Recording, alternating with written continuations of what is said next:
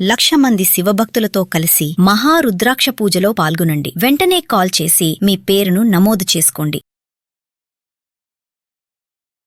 Hello dear English lovers, how are you all doing? In our previous sessions, we learned regarding some past and future concepts. Today, I came up with a new concept.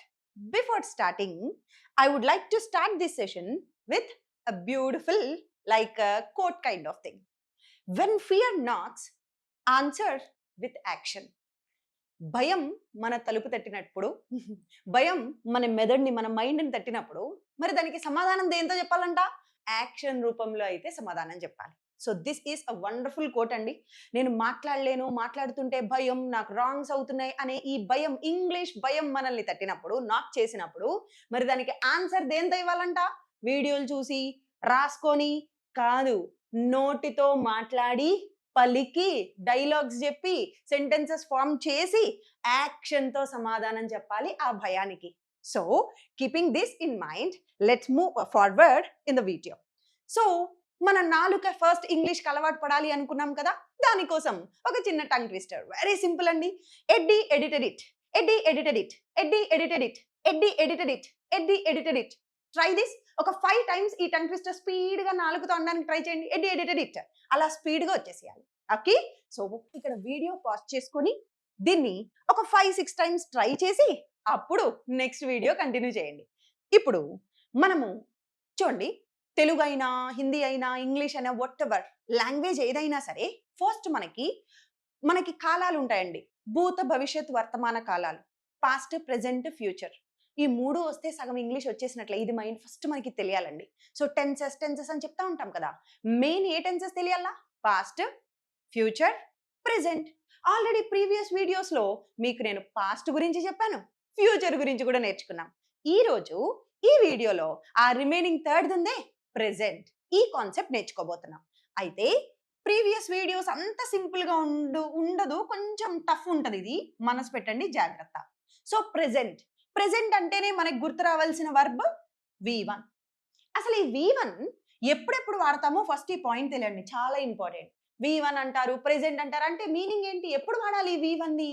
First, always, are, everyday, ఎల్లప్పుడూ చేసేదానికి, every time, always చేసే పనులకి ఇంగ్లీష్లో V1 చెప్పాలి. నేను రోజు 6 లేస్తా, నేను ప్రతిరోజు క్లాసులు టీచ్ చేస్తా, నేను ఆన్లైన్ క్లాసెస్ కండక్ట్ చేస్తా. ఇది ఎల్లప్పుడూ జరిగే పని. ఎల్లప్పుడూ జరిగితే ఏ వర్బ్లో చెప్పాలి? V1. V2లో కానీ విల్లులో కానీ చెప్పకూడదు, V1లో చెప్పాలి.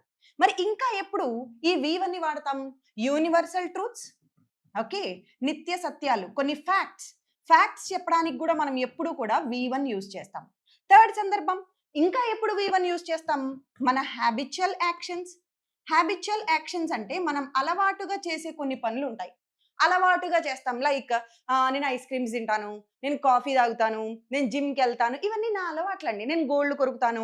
ఓకే, సో ఇవన్నీ నేను టీవీ చూస్తా. ఇలా అలవాటుగా హ్యాబిచువల్గా చేసే పనులకి, ఆఫీస్కి 9ంటికి వెళ్తా, నా అలవాట్లు ఇవన్నీ. సో ఇలా అలవాటుగా చేసే పనులకు కూడా ఇంగ్లీష్లో ఏం చెప్పాలి? V1.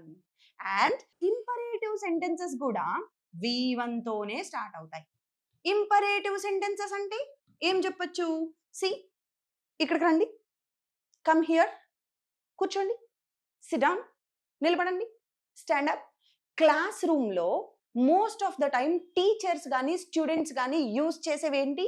Imperative sentences. టీచర్ పిల్లలకి చెప్పాలి, children keep quiet, okay, maintain silence, open the window, close that door. ఇలా తక్కువని అక్కడికక్కడ చెప్పేదాన్ని ఇంపరేటివ్ సెంటెన్సెస్ అంటాం. వాటిని కూడా ఇంగ్లీష్లో ఏ వర్బ్లో యూజ్ చేయాలి? V1. సో V1 ఎప్పుడు వాడతాం అర్థమైందా? ఎల్లప్పుడూ చేయాలి, హాబీస్గా అలవాటుగా చేయాలి, తక్కువని ఇంపరేటివ్ సెంటెన్సెస్ చెప్తాం. ఇలాంటప్పుడు మనం V1 యూజ్ చేస్తాం. ఇప్పుడు ఈ V1ని తీసుకొచ్చి మన ఫార్ములాలో అప్లై చేద్దాం. ఫార్ములా ఏంటి? Positive, negative, interrogative, WH questions. Previous వీడియోస్లో చెప్పినాను, మళ్ళీ కొత్తగా ఫస్ట్ టైం చూస్తున్న వాళ్ళ కోసం.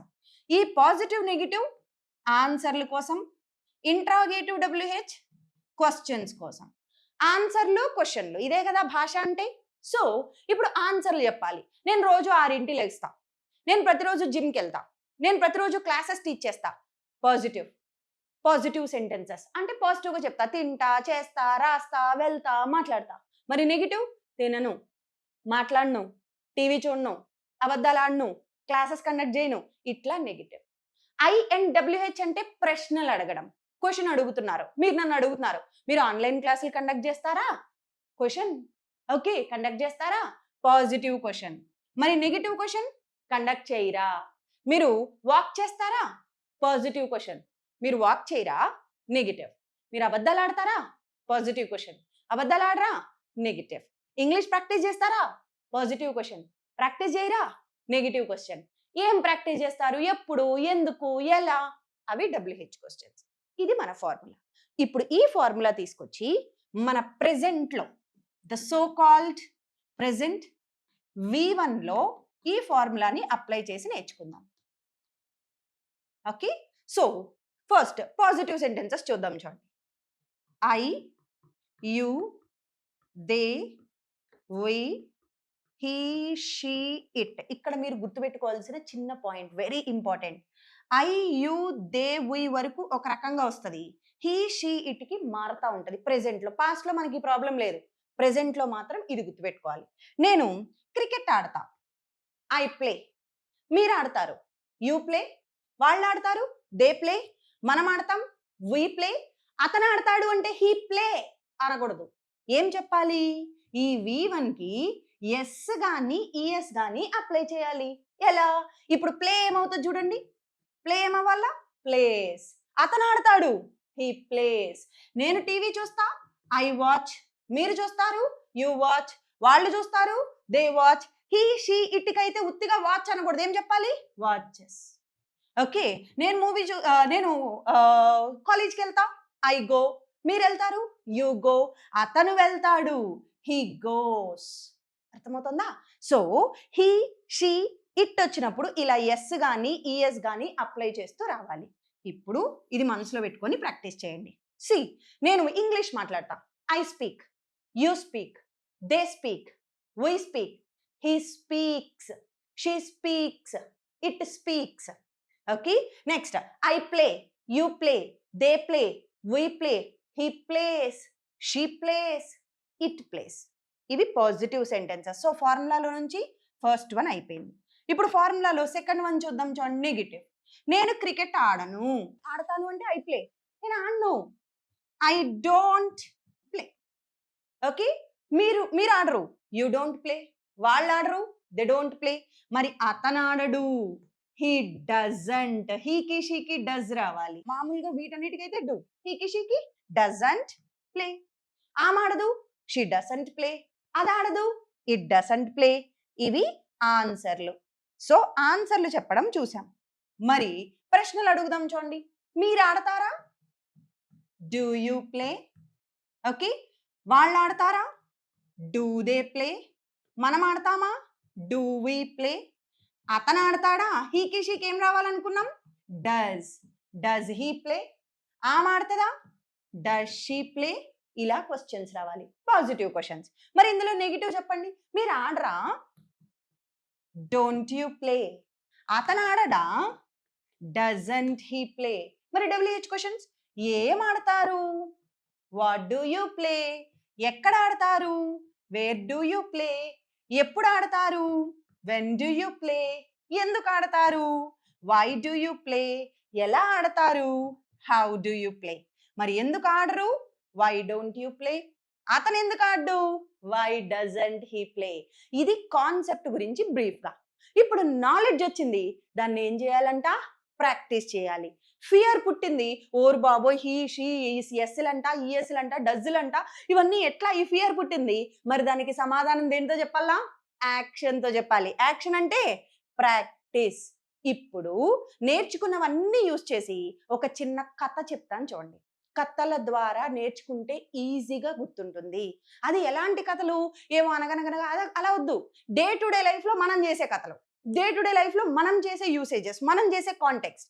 సి, ఇప్పుడు నేను ఒక చిన్న కథ తీసుకొచ్చాను, మీరు నాతో పాటు చెప్పాలి. Try this one. First, my brother అంటే ఇప్పుడు హీకి షీకి ఏం యూజ్ చేయాలనుకున్నాం? ఎస్ ఈఎస్ పెట్టాలి కదా. సో అందుకని వేక్కి ఏం చేశాను? వేక్స్ పెట్టాను.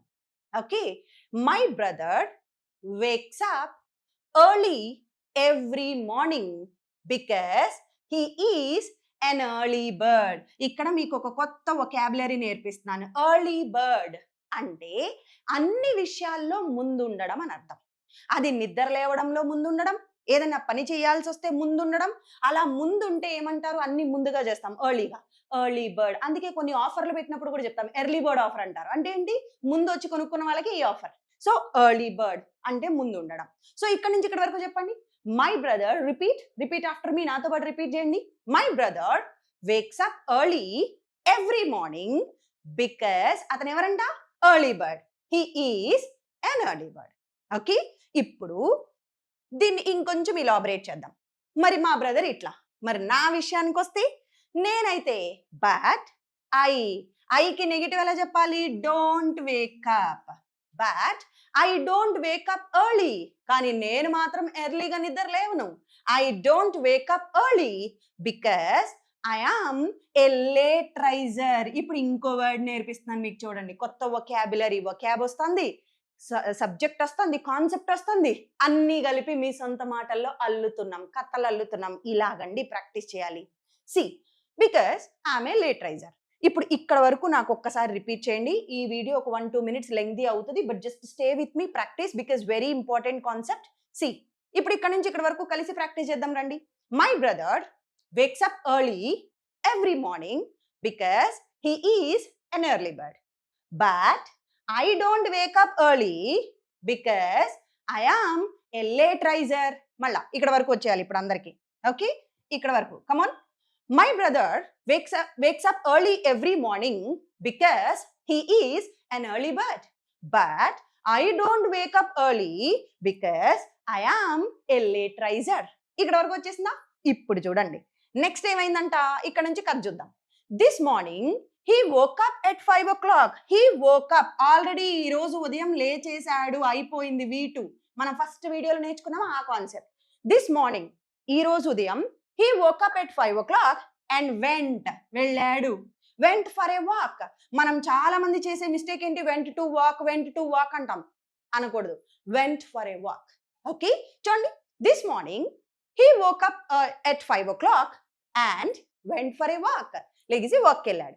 After coming back from the walk నుంచి వచ్చిన తర్వాత అంటే ఏమనాలి, ఆఫ్టర్ కమింగ్ బ్యాక్. ఎప్పుడైనా సరే ఆఫ్టర్ వస్తే పక్కన ఇంగ్ ఫామ్ రావాలి, ఇలా గుర్తుపెట్టుకోండి. After coming, after going, after learning, after listening, ఇలా ఉండాలి. After coming back from the walk నుంచి తిరిగి వచ్చిన తర్వాత హీ టీజ్డ్ మీ. టీజ్ అంటే నన్ను ఆట పట్టించాడు. నువ్వు లేట్ బర్డ్, నువ్వు లేట్ రైజరు, లేట్గా లెగుస్తావు, ఇట్లా. ఓకే, హీ టీజ్డ్ మీ. అప్పుడు నాకు చాలా బాధ అనిపించింది. V2. I felt very bad, I felt very sad. ఇప్పుడు నేనేం డిసైడ్ అయ్యాను, ఫ్రమ్ టుమారో ఆన్వర్డ్స్, రేపటి నుంచి I will wake up at 5 o'clock. నేను కూడా 5ంటికి లెగుస్తా. And become an early bird like my brother. రేపటి నుంచి నేను కూడా 5ంటికి లేచి మా బ్రదర్ లాగా ఎర్లీ బర్డ్ లాగా తయారవుతాను. So first video V2 structure, second video will, and third video present. ఈ 3 కాన్సెప్ట్స్ నేర్చుకున్నాం మనం ఇప్పటి వరకు. Past, present, future. ఈ 3 కాన్సెప్ట్స్ నేర్చుకున్నాం కదా. ఇందులో పాస్ట్, ప్రెజెంట్, ఫ్యూచర్ అన్నీ వచ్చాయి, గమనించండి. చూడండి, మై బ్రదర్ వేక్స్ అప్. ఒక్కసారి ఇప్పుడు దీన్ని స్క్రీన్ షాట్ తీసుకొని మీరు ఒక 10 times నోటితో అంటూ ప్రాక్టీస్ చేయాలండి, అప్పుడు మాత్రమే వస్తుంది. ఒక్కసారి repeat after me. My brother wakes up early every morning because he is an early bird. But I don't wake up early because I'm a late riser. This morning, he woke up at 5 o'clock and went for a walk. After coming back from the walk, he teased me. I felt very sad. From tomorrow onwards, I will wake up early at 5 o'clock and become an early bird like him. So, ఇందులో మనకి past వచ్చింది, ఇందులో మనకి present వచ్చింది, ఇందులో మనకి future వచ్చింది. So ఇంతకు ముందు నేర్చుకున్న 2 వీడియోలు, ఈ థర్డ్ వీడియో, 3 కలిపి ప్రాక్టీస్ చేసాం. అర్థమైంది కదా? So pause the video, practice it multiple times and speak confidently. Thank you so much. Let's catch up in another video.